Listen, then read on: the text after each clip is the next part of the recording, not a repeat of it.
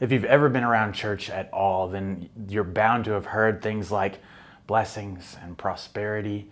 But what does the Bible actually have to say about prosperity? Let's hear from our pastor, Ryan Nunn, as he unpacks that question.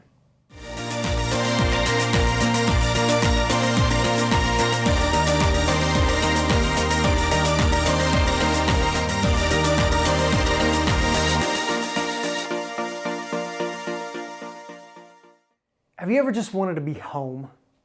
Like, I've been abroad in the past and I'd FaceTime my family and I'd see their faces. And then I start dreaming about, man, I'm 7,000 miles away from my family. What I wouldn't give to be there. Or have you ever, do you live on your own? Or maybe you move away from your hometown, live away from your family.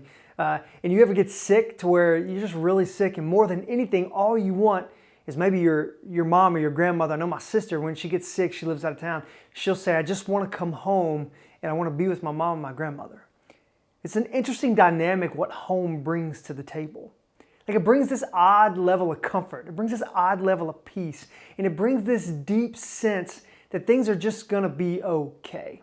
Now for me, that was my home, like my house, the place that I grew up. For you, it may not be where you grew up, like the home that you actually lived in the house. But there's some place that you have called a home that you regularly long for, especially when things get bad. Well, this is the second of our series, two sermon series, talking about restoration and health, like God restoring, bringing restoration and bringing health and healing into our lives. Our last video, you can find that in the comments below. But our last video, we talked all about, in this book of Jeremiah, chapter 30, we talked about how do we navigate when things are just not okay? How do we approach it? And we ended up talking through 3 ideas, and they all start with C, that I'm not going to go into today, but I'd love for you to watch that video to help shape kind of an approach to a season of struggle, to a season of challenge that the Bible in the book of Jeremiah calls exile. Now, exile is essentially God's people have been taken into another land to live against their will. For whatever reason, there's a laundry list of reasons that we're not going to go into. God's people ultimately were not doing what God wanted them to do. And so to come bring some correction to the scenario, and there's all kinds of reasons why, and I'd love to hear actually your reasons why, because it gets into some fascinating conversation. But God uses this other people called Babylon, or the Babylonians, to come take his people into exile. So there was this big war of fighting, so people were watching other people die, probably watched their families. It was just going through some terrible things. And then on top of it all, their artisans, their craftsmen, and probably women as well, women, children, their royal family were all carted off to Babylon to essentially go be servants. And so they're in the midst of this journey of going and entering into a season of being exiled from their home. And their home was this place that God had set up a way for them to live amongst his presence, right? He had set up a way for him to be their God and for them to be his people, and what that looked like and how that looked different from the world. It had been all that. Their home was represented in the traditions and the ways that they worshiped. They did these things called sacrifices, and they had certain festivals and parties that they would throw that would last for like 7 days. Some of them, days-long parties. So God had given them the ability to connect and to live life in a home-type setting to where things would be good, to where they would experience what the Bible calls shalom, or peace, or holistic restoration at all times. And that had all been ripped from them. And that right there will tell you why I asked you the question, have you ever been in a place that longed for home? And in the book of Jeremiah, in chapter 29, there's a really famous verse that we're going to talk about in just a minute, but he's setting the stage. And he tells his people, they're in an exile land. He says, I want you to build houses. He says, I want you to give your sons and daughters away in marriage. Like, I want you to plant gardens. I want you to pray for the city that you're going to be living in. And then he finishes off in verse 11 and he kind of says, because I know the plans that I have for you. I do plan to prosper you. I do consider your prosperity coming in your future. But you're going to be living in the exile for a season. And that season is 70 years long. 70 years long. That's a long time. That's generations. And I want you to notice the difference, that God didn't tell them to build really nice houses and huddle up and to live to themselves and not do anything at all. God told them, he said, no, I want you to build a home. Make a home for your family. Plant gardens. That's economic impact that I want you to have. I want you to find levels of flourishing that can only be found in a home type setting. You have shelter, you have nourishment, you have people, you have community. Give your sons and daughters away in marriage. That's community. Right? In those days, people would marry their sons and daughters to other families to grow and impact their family, to grow their name, to increase their name. That was part of the journey, part of the way that they did life. That's just how it was. So when he says marry off your sons and marry off your daughters, that's getting in some status, some purpose, some belonging. Building a home for God's people would have meant this. In the midst of your exile, I want you to show the Babylonians, show Babylon what it's like to live in the presence of God. Show them my nature and my character on how you interact with exile.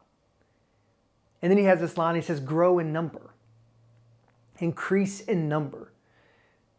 And that's just, I love the concept there. I love it that the fact that these people are probably experiencing the most suffering that they ever have and maybe even ever will in their lifetime. And he tells them to build a home. And he tells them to multiply it. For us as followers of Jesus, like if you call yourself a follower of Jesus, here's some interesting things in that.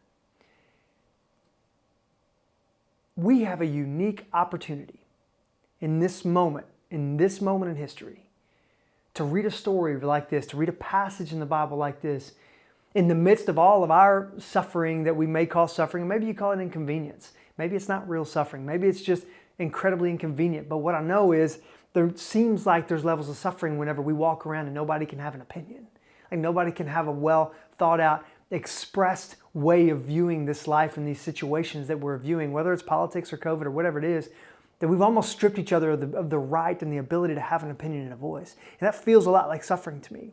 But maybe it's just inconvenience to you. But we have this unique opportunity as followers of Jesus to do the same thing that he challenged his people to do in the midst of their exile. So we can show the world how to love well. We can show the world how God sees the world. We can show the world how God wants to interact with humanity. And here's the thing. More than anything else, I believe God gave us the ability. I believe God gave us the opportunity to build a home wherever we are. And that's in a couple different ways. Number one is because he's God, right? By nature, what he is he's everywhere all the time. It's kind of part of the deal. So where he is, therefore we can find peace, things like that. Two is that he's given us each other. Like we were built for community. As humans, we thrive being with other people. As followers of Jesus, we thrive being with other followers of Jesus, doing this thing together in a group of people. That's why he said, go and pray for the peace of the city. As the city prospers, so you're going to prosper. Right? This thing, doing this stuff in community and living this out and increasing in number increases the influence in the community that God's people can have in the midst of their exile. And that's a really cool opportunity for us. And that's why we have to be so careful when we look at passages like Jeremiah 29:11, and it says, for I know the plans that I have for you, says the Lord, plans to prosper you, like plans for your prosperity. That I don't think he's talking about 401ks and Mercedes-Benzes or BMWs or whatever it may be. I don't think he's talking about the size of your house or the size of your boat or lack thereof. I don't think he's talking about whether you're impoverished or not, or you're wealthy, speaking to anything that has to do with your identity. I think what he's telling those people is essentially this. I want you to build a home because you're going to be living in exile. For us, it's kind of our suffering. You're going to be in this season for 70 years. The elder generation was never going to experience anything else in their lifetime. But I want you to take your suffering and I want you to make a home that I've designed in the midst of it. And that's not easy. It's incredibly difficult. Things are hard, things are challenging. I'm not trying to downplay any type of suffering, but what I know is that if God has instructed us to build a home in the midst of our suffering, then there's going to be a way to do it. And that requires a couple things. Number one, other people. Like if you're a follower of Jesus and you're watching this and you're alone, you don't interact with other followers of Jesus, I want to challenge you to do that. This takes a community. And one of the biggest reasons that it takes a community is because we need to monitor and know the voices that we're listening to. See, there were these prophets that were trying to tell God's people that this exile is only going to last just for a minute. God's going to come and he's going to destroy them. He's going to take care of business. It's over. Like, you don't even got to worry about it. And there's a distinct difference between what they were saying versus what God's saying. What they were saying would say, okay, we just need to hold on here and survive in the midst of this suffering and exile. We need to watch and see all the things that we've seen, and we just need to hold on for as long as we possibly can until God comes and saves us. And what God's actually saying is, no, I want you to let go. I want you to build a home. I want you to build a life in the midst of this city, and I want you to thrive in the midst of your suffering. That's the point. I want you to show people my name by how you interact with your pain. And that's not an easy thing, my friends. And if you're not a follower of Jesus, here's the thing. Here's what I want to invite you to. I want to invite you to step into the journey of faith. Even if stepping into that journey means that you have to start asking questions and really navigating your pushback to faith in Jesus for the midst of it. Because what I can confidently tell you that I've read and that I've heard from people that I know and love and respect is that walking with Jesus, the Christian message, the gospel, whatever you want to call it, is really the only way to find hope and purpose and peace and joy in the midst of your pain. It's it. Because knowing that there is a God that loves you and wants what's best for you and wants you to help other people experience that same thing is wrought with purpose. It's wrought with mission. It's saturated with hope. Knowing that somebody has fulfilled your inadequacies, just like they did mine. So let's make a home and show our world what it's like to walk with Jesus in the midst of our exile. Hey, don't forget to like and subscribe so we can continue doing this thing together. Just like Ryan said, prosperity may not look like the American dream. It may not look like we have always imagined it to be, but we together can build a home where we can truly prosper even when things are crazy, even when we are in the middle of trouble. And we want to do that with you. So there's going to be a link in the description below for our digital community. Feel free to jump in there, ask any questions you have, interact with other people, and we would love to continue this with you. Maybe you just need to drop us a comment with a question below. We would love to interact with you any way you would like. And until next time,